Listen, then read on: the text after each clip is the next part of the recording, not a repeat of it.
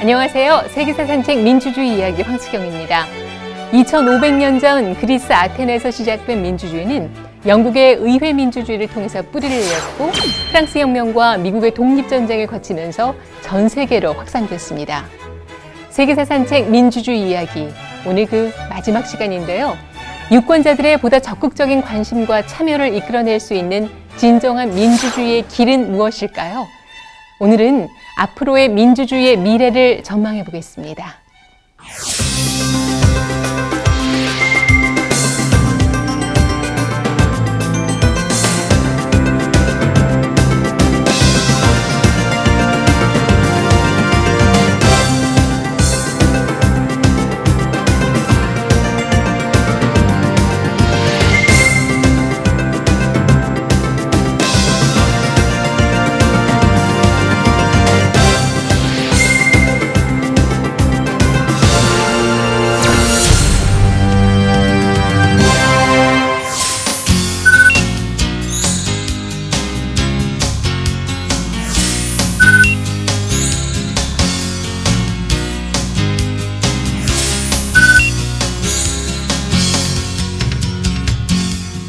대의민주주의가 위기다라는 목소리가 나온 지는 이제 어제 오늘의 얘기가 아닌데, 그렇기 때문에 국민들의 보다 좀 적극적이고 다양한 참여를 이끌어낼 수 있는 참여 민주주의에 대한 요구가 굉장히 많아지고 있는 그런 상황이죠, 선생님. 예.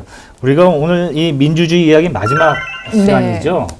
어떻게 이렇게 많이 했나 싶은데, 이걸 해오면서 느낀 게, 저는 역시 민주주의면 민주주의지, 그 앞에 뭐 한국적 민주주의, 뭐 러시아식 민주주의, 참여 민주주의, 직접 민주주의, 네. 이렇게 붙는 것 자체가 뭔가 그 민주주의에 문제가 있으니까 이게 자꾸 붙는 거 아니냐, 이런 생각이 들더라고요. 민주주의는 결국 근원적으로 하나인데, 국민이 직접 참여하는 것이 민주주의의 당연한 그 본원적인 어떤 그 내용일 텐데, 또 참여 민주주의라는 말이 나오면은 이것은 뭔가 그동안에 국민의 참여가 제한이 돼 있었다는 뜻이겠죠. 오늘은 우리가 이제 민주주의 역사가 뭐 100년이 넘었습니다만은 그 동안의 세계 민주주의 그리고 한국 민주주의가 어떤 부분에서 이 대의 민주주의를 운영해 오는 과정에서 결손이 있었는가, 이거를 좀 자세하게 알아봤으면 좋겠습니다. 네, 우리도 사실 그 민주주의 역사를 발전시켜 오면서 그만큼의 많은 문제를 직면했기 때문에 그 대안으로 또 해결책으로 요즘에 참여 민주주의라는 얘기를 참 많이 하는데, 그 배경,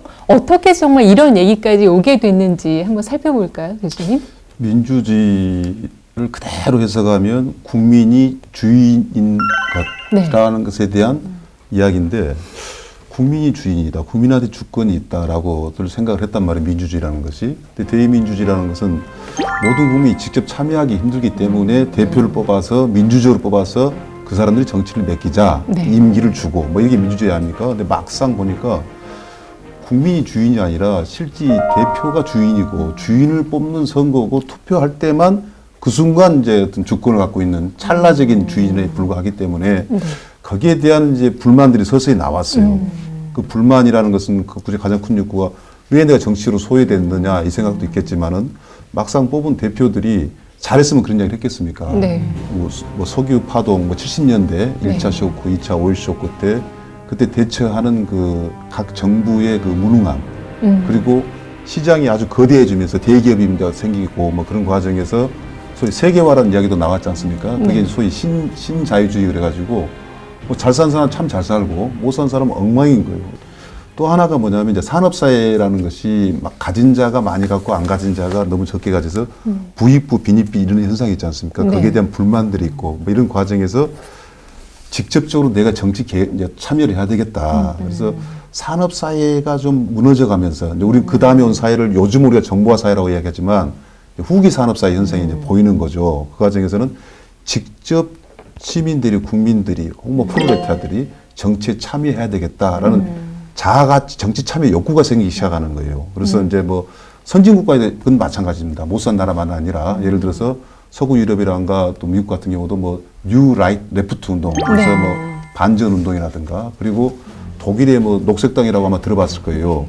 환경 문제라는 것은 자기 개인 생활하고 상관이 없지만은 자아가치 실현 욕구에 있어서는 핵무기가 없어야 되거든요. 뭐 그런 것에 대해서 이제 참여를 직접 하게 된다든가, 이런 것들이 다양하게 이제 직접 정치를 참여하는 것이 맞다라고 이제 돌아서면서 보니까 이게 바로 참여 민주주의라는 거죠. 그러면 그 전에 이 직접 민주주의를 포기하고 간접 민주주의를 했던 것은 어떤 방법이 없었는데 무슨 네. 여러 가지 이제 그 무슨 인터넷이라든가 이거 대중 소통 기구가 발달되면서 직접적으로 자기 의사를 이야기할 수 있었거든요. 그래서 참여민주주의 반대말은 이제 엘리트 민주주의예요. 즉 엘리트라든가 우리 대표만이 해왔던 민주주의를 네. 직접 그 시민들이라든가 국민들이 정치 참여하겠다. 그래서 보기 여하에 따라서 어떻게 보면은 민주주의를 위해서는 바람직한 현상을 가고 있다라고 네. 일단 말씀드릴 수 있겠습니다.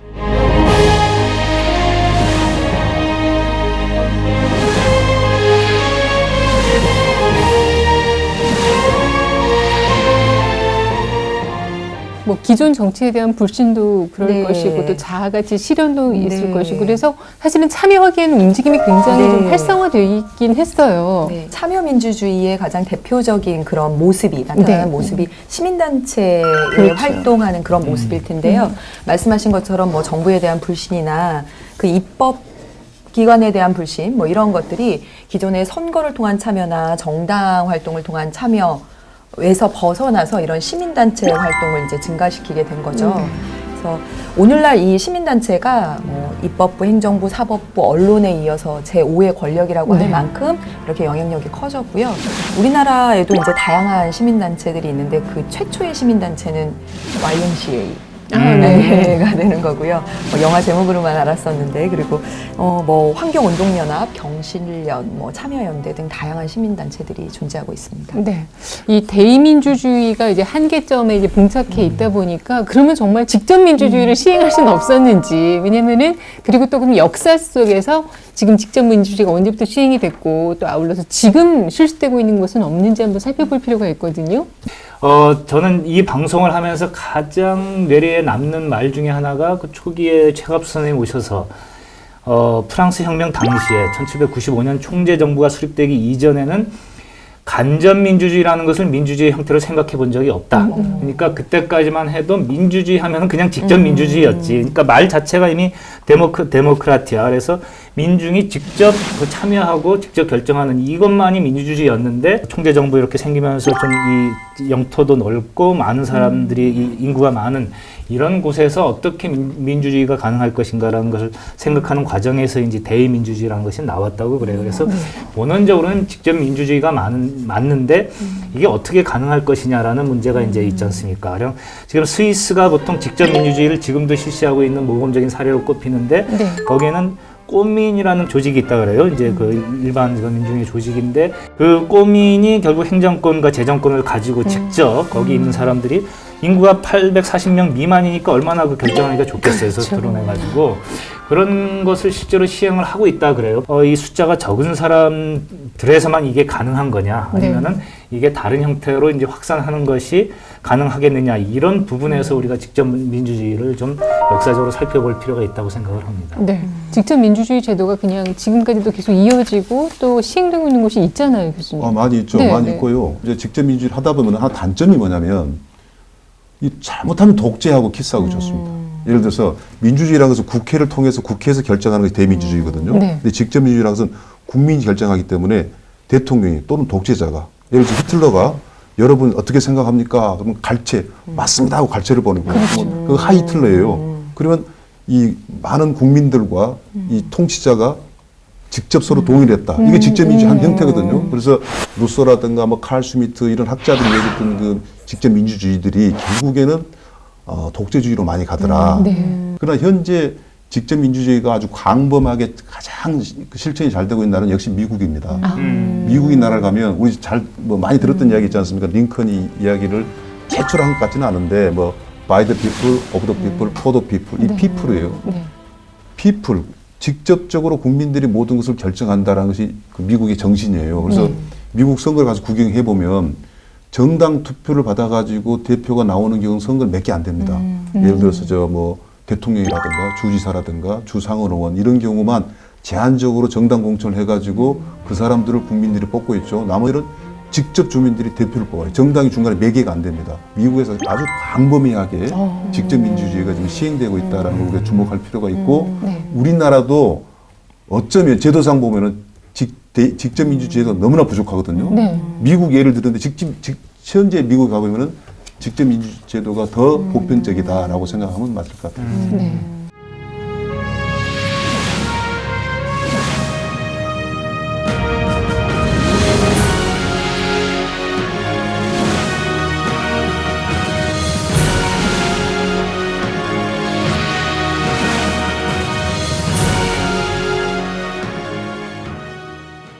그 직접 민주주의 제도의 또 다른 문제점이 네. 뭐가 있을까요? 오늘날 대부분의 대의제를 하고 있는 나라들에서 실시하고 있는 직접 민주주의 제도가 네. 대표적으로 세 가지 국민 투표, 그러니까 국가의 중요한 의사결정을 찬반으로 결정하는 것, 그리고 국민 발안, 뭐 법안을 내는 네. 것, 그리고 국민 소환, 선거로 선출한 네. 대표를 해임하는 것, 그 임기 전에 해임하는 그런 제도들이 있고, 그것들이 지방 수준에서 주민 투표, 주민 발안, 주민 소환이 되는 것인데, 사실은 직접 참여한다는 측면에서 의미가 굉장히 있지만, 그럼에도 불구하고 문제점들을 한 세 가지 정도로 짚어보면, 그 첫 번째는 그냥 단순히 찬반만을 결정한다라는 거죠. 네, 네. 국민 투표나 주민 투표의 경우. 그래서 대표적으로 제가 기억하는 그 문제점 중에 하나는 그 스위스에서 이슬람 첨탑 금지법을 국민들이 투표로 결정했어요. 근데 그것이 만약에 대표를 통해서 이루어졌다면 국가 간의 관계 이런 것들을 고려해서 결정이 이루어졌을 텐데, 이처럼 단순히 찬반만을 결정하는 문제. 네. 두 번째는 이게 잘못됐을 때 책임질 대표가 없다라는 문제가 있을 수 있겠고요. 마지막으로는 이 주민 소환이나 국민 소환이라는 것이 그 대표가 아닌 상대편의 이 제거, 정적 제거의 수단처럼, 정말 부적격하거나 잘못했을 때가 악용될 아니라, 수 있는. 네, 이제 대표 몰아내기 뭐 이렇게 악용될 수 있는 그런 네. 소지들이 있는 그런 문제점들이 있죠. 네. 그러니까 저희가 그 여러 가지 대안으로 이제 이 시간을 통해서 또 여러 차례 논의했던 것이 이제 전자민주주의 제도의 그 도입이었거든요. 지금도 논의가 계속되고 있는데 실제로 시행되고 있는 곳이 있나요? 어떤 전자민주주의라고 우리가 부를 수 있는 것의 바탕은 거의 완벽하게 마련됐다. 그런데 이 전자민주주의의 가능성에는 이렇게 낙관할 요소만이 있는 게 아니고 네. 실제로 우리가 경험을 해보고 있지만은 오히려 그런 전자민주주의의 어떤 익명성이라든가 서로 얼굴을 보지 않고 이렇게 대면한다는 이런 점에서 오는 어떤 여러 가지 부작용이 있을 수 있고, 또 한꺼번에 정보량이 한꺼번에 많이 이 유통이 되니까 누군가 여론을 조작하려면 훨씬 더 쉽게 할 수 있는 그런 가능성을 우리가 쉽게 봐오지 않았습니까? 그래서 이런 전자민주주의가 그 가능성과 한계면에서 어떤 것들을 가지고 있는지 좀 자세히 알아봤으면 좋겠습니다. 네.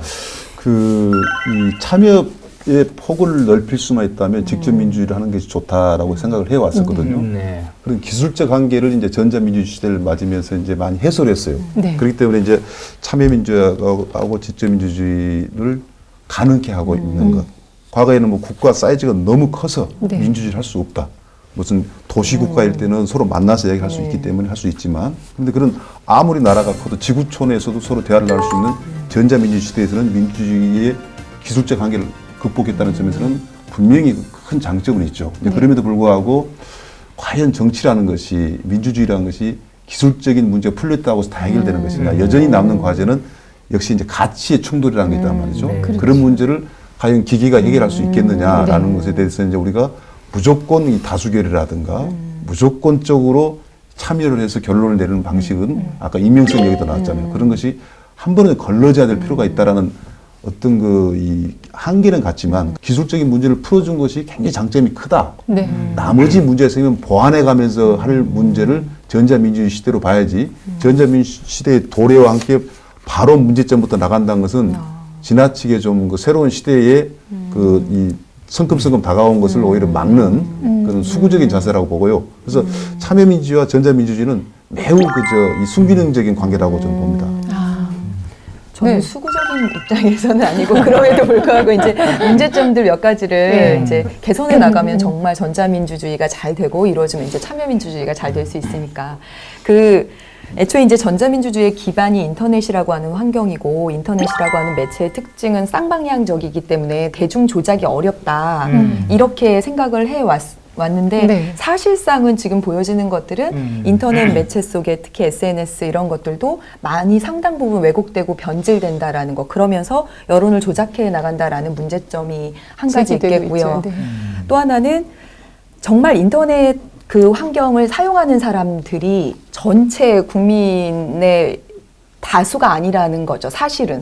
네. 그러니까 예를 들면 도농 간의 격차라든가 또는 세대 간의 격차라든가 소득 간의 격차에 따라서 이 정보 격차가 형격해지는 그런 문제점들. 그래서 이런 문제점들을 해결하는 것이 무엇보다도 전자민주주의 발전을 위해서 시급해야 될 일이 아닌가. 사실은 뭐 큰 정책 결정은 아니어도 우리 실생활 중에서도 뭐 의견 수렴도 그렇고 이 전자민주주의 제도를 작게나마 이렇게 도입하고 있는 그런 경우들이 참 많이 있잖아요. 근데 이렇게 투표를 실시하고 나서 뭔가 찜찜한 보안이 유지될 것 같지 않 이렇게 생각하시는 분들도 간혹 있으시거든요. 그러니까 그런 어떤 불신을 또 해소할 수 있는 그런 보완책들 그리고 계속 그 제도 개선이 좀 필요하지 않을까 그런 생각도 네. 좀 해보게 돼요.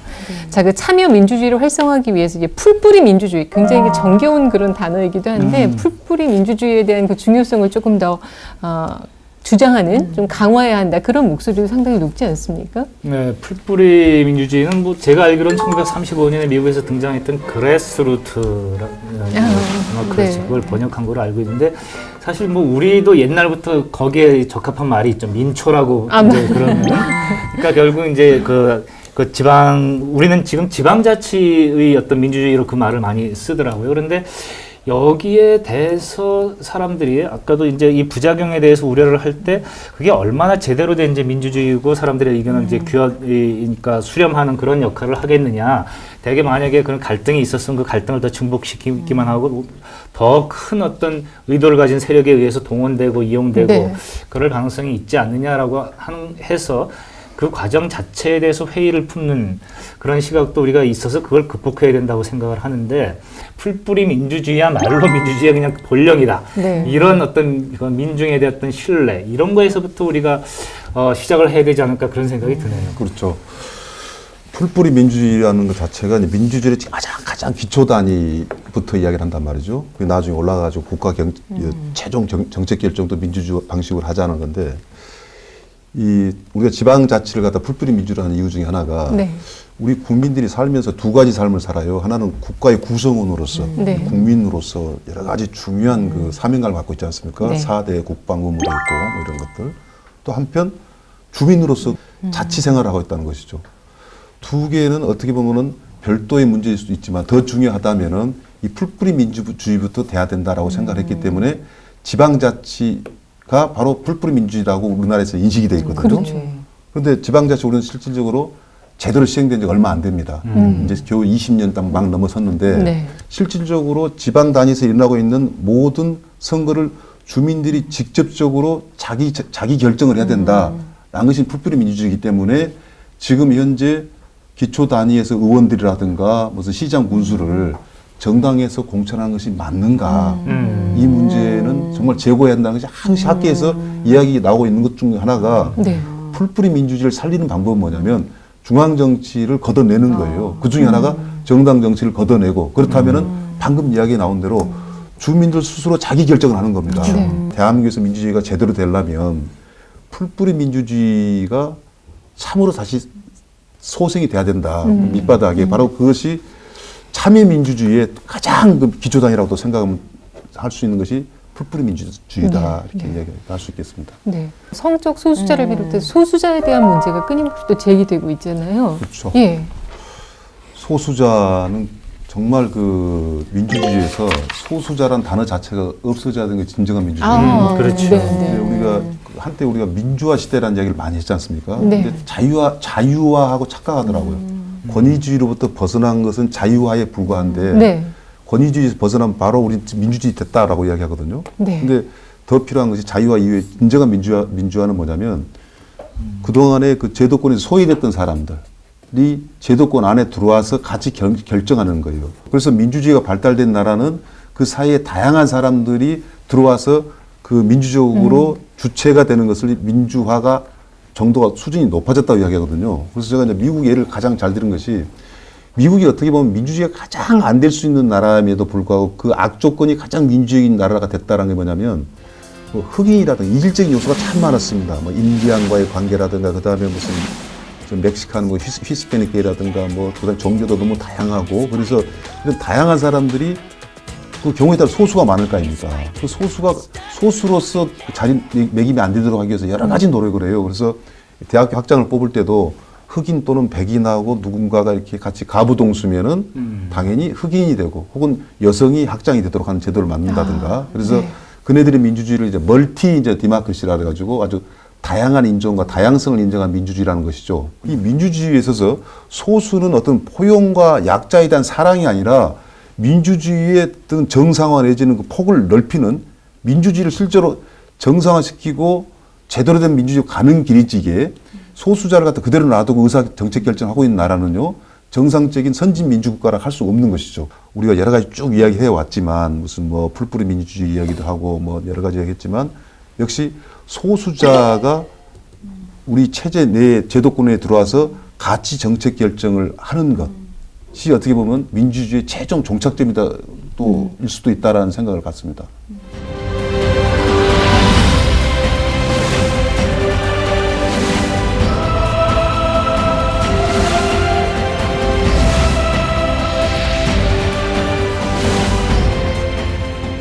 수자를 위한 민주주의도 살펴보고 있는데 우리나라 그 여성의 정치 진출에 있어서 뭐 예전에 비해서는 아주 뭐 비약적인 발전이라고 네. 할 수 있지만 그래도 이렇게 네. 비율을 또 생각해 보면 단적으로 보이는 비율만으로 따져봐도 네. 뭐 그렇죠. 아직까지는 좀 미약한 편이 아닌가 네. 싶어요.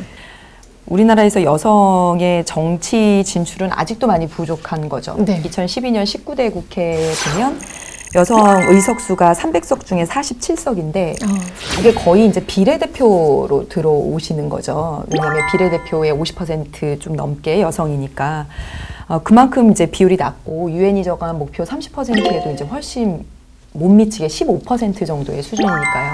그 프랑스와 같은 경우에는 남녀 동수 의원제를 하고 있는데 만약에 우리나라에서 이런 논의를 하자 그러면 안 된다 그러시겠죠. 그죠? 민주주의 예. 싫다는 이야기죠. 민주주의 못합니다. 아무튼 여성 할당제가 그렇게 비례대표제에 도입된 것처럼 그렇게 여성 할당제가 이루어지고 있긴 하지만 아직도 30%까지 가는데도 아직도 요원하다라는 것이죠. 예. 더 많은 노력이 네. 필요할 거라는 생각이 들어요. 자, 참여 민주주의를 또 진전시키고 발전시키기 위해서 그야말로 정말 오늘 뭐 많은 내용이 나왔습니다만 참 다양한 논의가 이루어지고 있는데 그 가운데서도 이 민주 시민 교육이 반드시 필요하다라는 그 목소리가 굉장히 높아요. 네. 너무나 중요한 이야기고요. 예. 민주주의를 잘하고 있는 나라는 민주 시민 교육을 계속 시킵니다. 민주 시민 교육을 가장 강하게 한 나라가 독일, 네. 미국, 영국, 프랑스 다 선진 국가 아닙니까? 네. 민주 시민 교육이 안 돼 있는 나라는 민주주의가 잘 안 됩니다.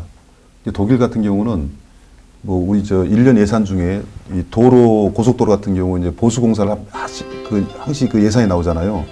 그 예산보다 국민들의 정치 교육을 시키는 예산이 더 많습니다. 즉 결국 최종적으로 그렇죠. 민주주의가 잘 되려면 무슨 아까 무슨 소수자를 보호하고 여성을 정계 진출을 많이 하고 전자민주 시스템을 도입해서 참여를 넓힌다든가 뭐 여러 가지 뭐 분권 뭐 이런 것들이 민주주의에서 매우 중요하지만 모든 국민들이 민주주의를 잘할 수 있는 사람이 돼 있다면 이미 그 민주주의 끝난 거 아니겠습니까? 네. 그 수준이 올라가는 거 아니겠어요? 그래서 민주 시민 교육은 이미 다른 나라에서 정치 교육이라는 이름으로 시민 교육이라는 이름으로 시행이 되고 있고 네. 우리나라가 최종적으로 민주주의 선진 국가로 가려면 꼭 필요한 것 중에 하나가 민주 시민 교육이고 특히 참여 민주주의 시대, 직접 민주주의 시대에는 정말 그 필요한 것이 민주 시민 교육이라고 생각합니다. 네, 오늘 계속 논의해봤던 이 참여 민주주의가 확실하게 또 자리를 잡고 아울러서 지금 우리 민주주의 모습에서 훨씬 더 발전해가기 위해서 필요한 것이 어떤 게 있을지 좀 정리를 해주신다면요. 너무나 많은데요. 할 얘기가 굉장히 많으실 것 같아요. 정치가 민주주의로만 되면은 너무나 크게 발전을 나라기 때문에 할 말이 많죠. 근데 무엇보다도 가장 중요한 것이 우리나라에 있어서 가장 필요한 것은 민주주의는 서로 생각이 다른 사람이 공존할 수 있는 최고의 시스템이 민주주의다라는 생각을 가지고 네.